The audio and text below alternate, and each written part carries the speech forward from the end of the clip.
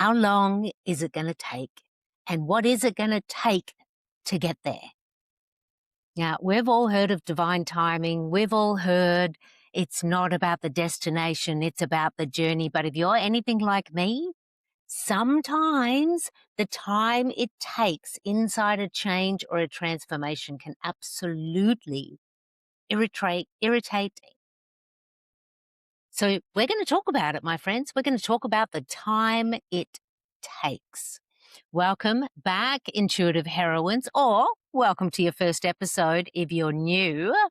We're here at the Be Her podcast, where it is all about women and our stories, reclaiming our intuitive wisdom, ensuring we're in heroine status, and being in our lives as the heroine, the main character that is driving the story forward. Because as the main character, it's your story. You're writing it. You decide what happens next. And as a woman who is living an intuitively inspired life, you know that that's a co-creation, and you know that some of those things are out of your hands, and we're doing the best that we can. And we're at episode 10 here, so we're already in double digits. We've moved through a few stories, and so now it's time to get into one of the uncomfortable parts of life: timing. When we are waiting, when we are trying, when we are working it, but it's not yet working. This comes up in manifestation all the time. And, I don't know if you've heard this, but, some manifestation teachers will, or, spiritual guru kind of people will say, like, you've got to give it the time it takes because so many people give up just before it's real. It's like, just stop it with putting that candy in my face and taking it away. Let's have a real conversation about the time that it takes so that we can all just get jiggy with it and calm down, speaking to self. So today we're going straight into story. We are going, my friends, to the sheep farm. So here on the island of Tobago, my husband and I, we are shepherd and shepherdess. We have a flock of sheep.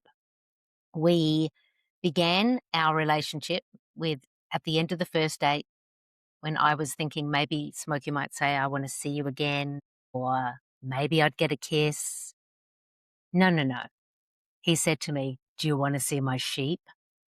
Best line ever at the end of a date. And of course I said yes. And since then, it's been about Deb, Smokey, and the sheep.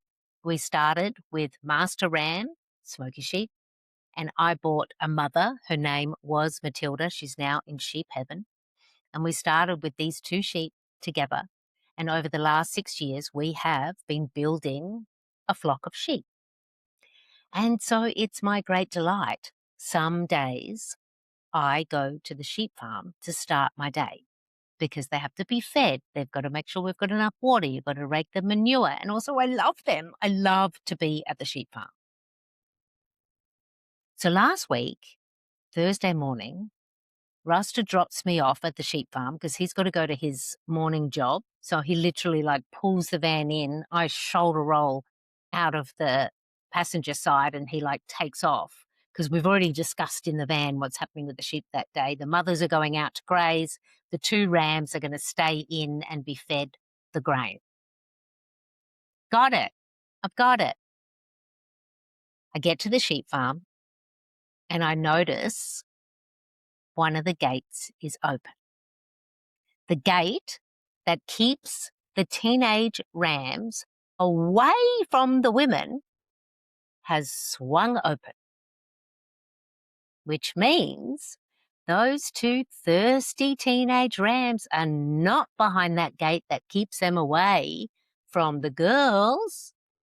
They're in amongst it, and they must have been since maybe the night before, early that morning. Anyway, long enough for two teenage rams to have a mighty fine time with some female sheep in the farm, if you are picking up what I am putting down. So this has already happened. There's nothing I can do about that. Rust has already gone. It's me and the sheep. So I know to go in calm, cool, just pretend nothing's wrong, because I know I need to catch these 2 rams and get them back into their enclosure so that the mothers can go out to graze for the day. Because I can't let those rams out because we've got a lot of mothers. And if those rams are left with the mothers for an extended period of time, everybody's having babies in about 5 months. The gestation of a sheep is 5 months, which means in 5 months' time we'd have a lot of lambs. Not that that's a bad thing. We welcome the lambs, but we don't crossbreed. We don't let brothers be with sisters and you know what I mean? We don't do that across bloodlines. We keep them separate. So I have to catch these 2 rams. And let me tell you, catching any sheep, not an easy thing. Sheep do not like humans. Don't try and get close to a sheep. They're going to move away from you. With the sheep that we have, some of them are used to me hanging out with them, but these rams, absolutely not, because they don't want to be touched, number 1, not by the humans.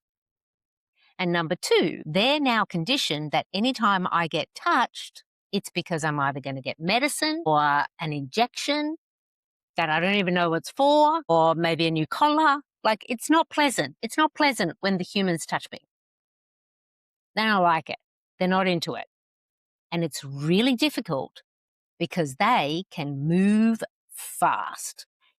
So I'm calm. I'm cool. I'm just making my way into the sheep farm. I make my way past the first gate, make sure it's closed, move towards the next gate, keep it closed. I actually climb over because I'm like, I'm not letting any of these sheep out today.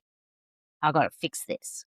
And of course, because I've turned up, that means food's coming. So everyone comes towards me, ready. We're glad you're here because we're hungry.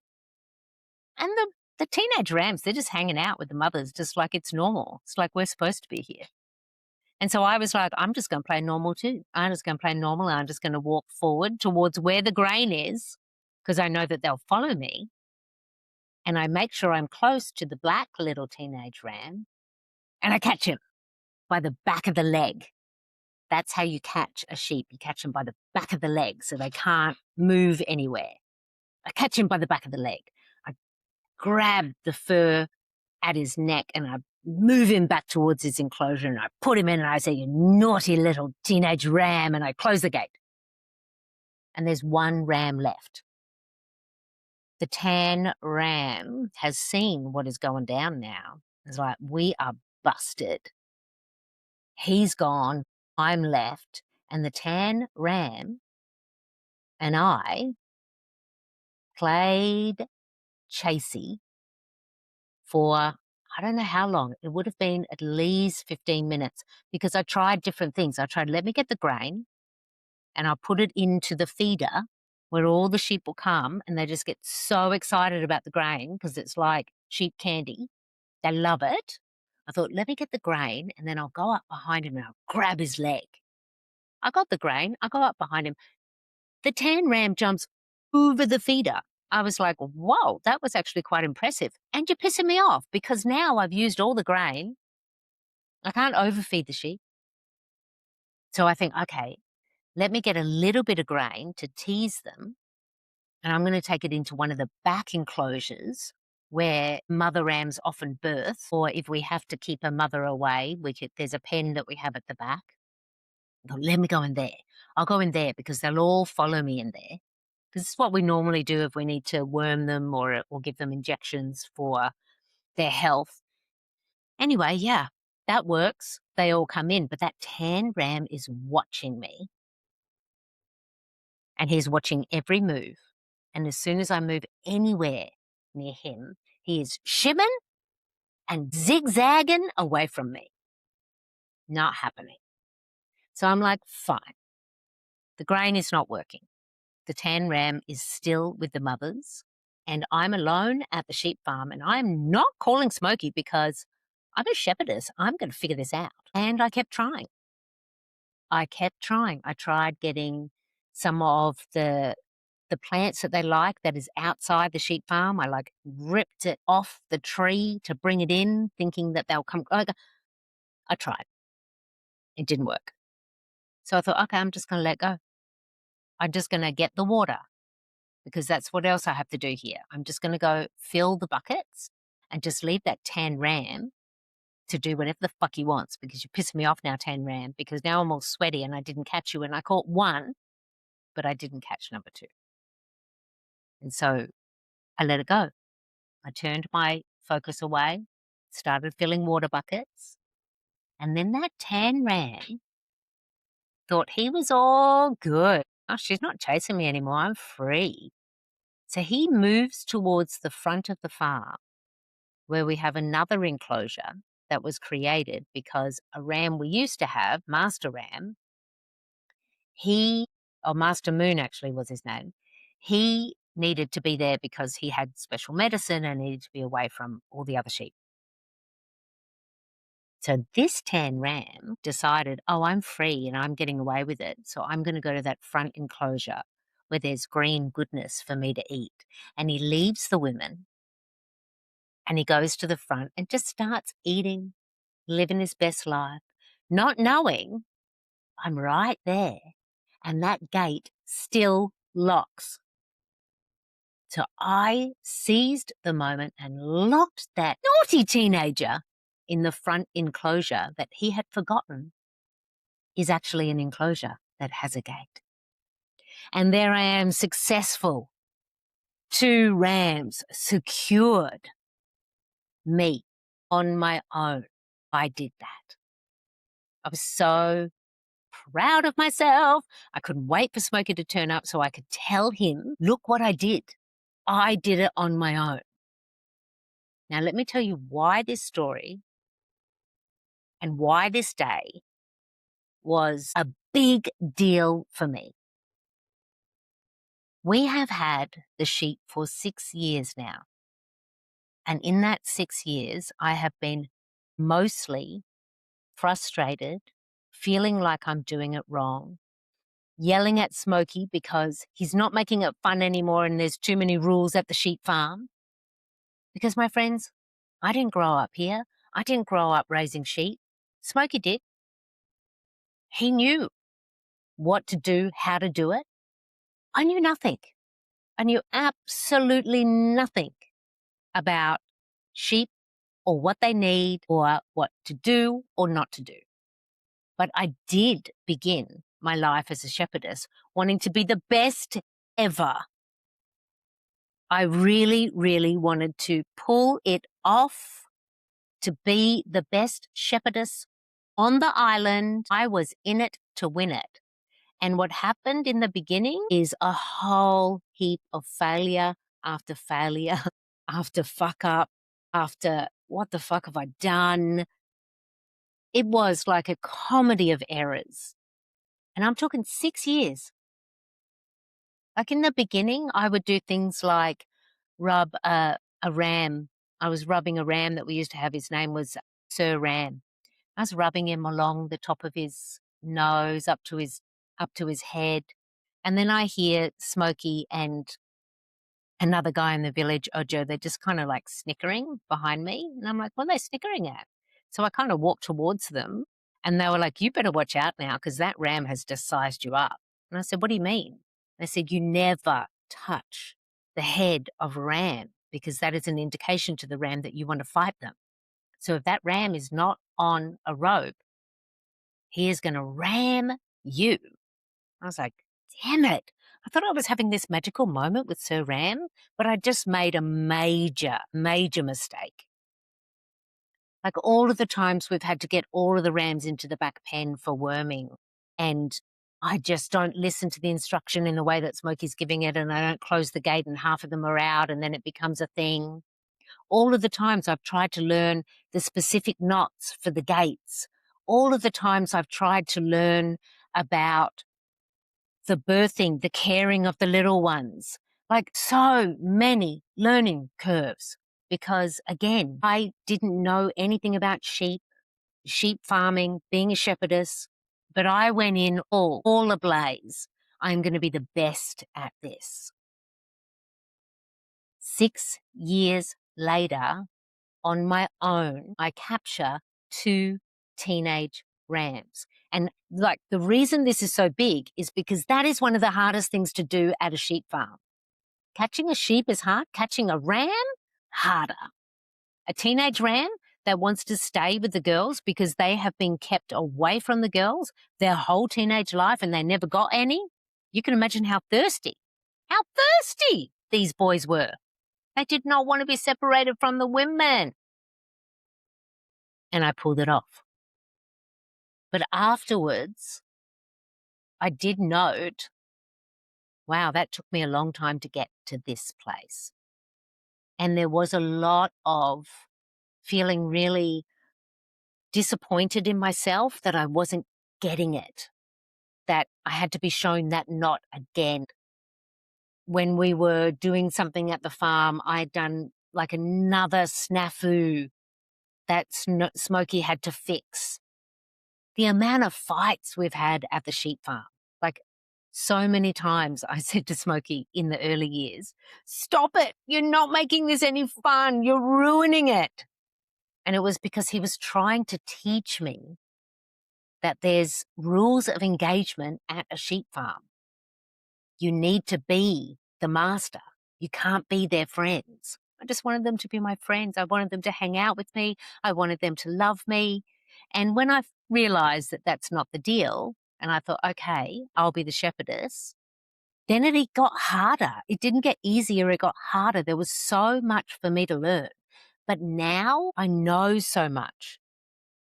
And I hadn't actually calculated for myself that I had arrived at a place where I could walk calmly into the sheep farm with 2 teenage rams on the loose, thirsty and ready to get some, and to figure it out on my own and with my wits and my sheep knowledge, capture them both before the rooster got back. Man, I was so proud of myself. I actually said to Smokey, I said, you know, I think you should pass word around the village that Deborah caught 2 rams on her own. And he was like, baby, I'm proud of you. And I said, no, I'm serious. Like, just slip it into conversation because I want everyone in the village to know that this is where I'm at as a shepherdess because it took a lot to get there. And there's so many parts of our lives that we wish would just speed up. So many learning curves or new chapters where we just wish it would get easier, quicker. And I think, like me, at the beginning of my shepherdess days, so much of it I made harder on myself because I would get into arguments with Smokey about the sheep farm because I wanted power, I wanted purpose there. Whereas really what I needed to do was to be in beginner, to be fully in learning mode. Took me a while to get that one, to be like, oh, wow, I have to surrender to the rooster here. He knows and I don't. Damn. And there's other stories in my life that have got nothing to do with sheep when I wish that it would just speed up or I wish that I would just get it quicker. And every time I put that tension on myself, it tended to make things worse or more complicated, or it just felt harder. It takes the time it takes. But while it's taking that time, can we be in learner? Can we be ready to explore something that maybe we haven't discovered within this change or this manifestation? When we are focused on the outcome of where we want to be, like me, I'm going to be the most amazing shepherdess on the island of Tobago. I saw it. Like I had like the boots, the gloves, like I was into the costume, the persona. I was so into it that I wasn't actually in it. I wasn't actually in it. And more developed and came alive in me when I relaxed into being in the evolution of me as a shepherdess. What did I need to learn? And then when I learned that, how do I practice that? And then also when I got to a certain point of knowing enough about the sheep, and would be like, yeah, you go to the sheep farm this morning, I'm going to go to work, we'll check you later. But that didn't happen for a couple of years, like solo time at the sheep farm to be trusted with the whole flock. But what I have also developed in the last year is my own relationship with some of the sheep, because I've relaxed into being with them. I relaxed into, who am I as a shepherdess? I need to still be in a power position. And I know that they don't want to like love me the way that I love them, but I understood that I could build my own relationship. And so I want to end with another story about the sheep farm, because I'm guessing by now you are all picking up what I'm putting down in this story. And I don't need to go on and on and on about the fact that there's divine timing, that it takes the time it takes. It's not about the destination, it's about the journey. We all know it. It's like cliche after cliche, we know it. And this episode is just the reminder that if you're in a chapter of change, or you're wanting a manifestation you've been working on, or you've been trying to change something in your life and it's taking way too long, to maybe just relax and actually, what can you celebrate about where you're at right now? What are you learning? What's evolving inside you? That's what this is all about, because it's going to take the time it takes. Damn it. But we're going to end with this story about Summer. Summer is the matriarch of the sheep farm, the current matriarch. Matilda was the first, then it was Matilda's daughter May, and now it's Summer, which is May's daughter. So Summer is called Summer because she was born on summer solstice 3 years ago. She is beautiful. She's one of the bigger sheep of the farm. She's completely black, and she's got quite a soft yet strong personality. She's not that cheeky. Some of them are really cheeky, but Summer is like soft but also really strong. She's the definite matriarch, but she doesn't have to boss anybody around. They just follow her around because Summer has got it. Now, Summer, Gigi, and Miss Muse, they're 3 sheep that over the past year I have been slowly, delicately teaching them that it's good when Deborah touches you. I started by like massaging them down the back of their spine. Then they realized that they like it, so they would stay a little bit longer. Then I started pulling down the branches of the tamarind tree that we have there, because they love to eat the tamarind and also the little green leaves. So if I pull down a big branch of the tamarind tree, they all flock around and eat the leaves. And while they're there, I'm holding a branch with one hand and I'm touching the sheep with the other hand to figure out who's going to let me touch them. So Summer now will let me feed her the tamarind leaves from my hand. She would let me stroke down the back of her spine. She's used to it now, but I've tried more than once to get a hug. So I've kind of like both arms around the abdomen of the sheep to try and be like, I just want to hold you for a moment. And yeah, Summer's given me maybe a second, 2 seconds. She's like, yeah, I'm not into that. I'm not into that. Until the day before Sage's birthday this year, the day before I was going to channel Sage and the Blue Family for the first time, the day when it turns night here on the island, which means it's already the next day in Australia, and I know people are waking up. My mother is waking up to the day that Sage has died. Sorry, that it's Sage's birthday, and like it's just a really heavy, intense night, the night before Sage's birthday. The night's always worse than the day. And that sunset, I go to the sheep farm. I'd been working at home. I went to the sheep farm because I was like, that's where I need to be, because the sheep, they ground me. I love them so much. I know that they love me in their own way, and I just needed to be there. And so I was there, and I was pulling down branches of the tamarind tree, and then I was moving over to the mango tree, because the old leaves of the mango tree, the ones that are going to fall soon, you can pull them off the tree, and then they love to eat them as well. So I went from the tamarind tree to the mango tree. And as I'm pulling down leaves from the mango tree, which they're either a couple of them eat from my hand, most of them are gonna eat it from the ground. I have to drop it and they all just flock around. Summer was right next to me, and I was like, "I so need a hug. I need a sheep hug now, today, this sunset." So I went in. I went in for the summer hug, and she gave it to me. She let me hug her, and I say let me because 'cause I'm pretty sure she was like, I'm just gonna let this happen." She let me hug her for a couple of minutes, not a couple of seconds, and she was breathing with me, she was still, and I knew she was surrendering to me because I knew that she knew that I needed it, and I get that as a shepherdess. Summer, the matriarch, knew that me, the mother, was in pain. And so she let me hold her for more than 2 seconds, and it was exactly what I needed, and bless her, because it was the healing balm, and I didn't think I was gonna get it, but I got it because 'cause I'd been working on building this relationship with the sheep for about a year. That's a lot of tamarind leaves. That's a lot of mango leaves. That's a lot of, like, "Let me massage your spine. You're gonna love it, sheep. It feels good." And again, you gotta work it. You gotta be in it. Sometimes it's gonna be really frustrating.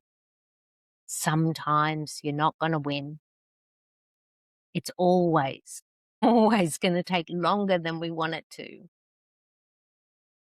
But before you know it, you are gonna catch not one, but two of what you have been chasing. And when you need it, you are gonna be given exactly what you need.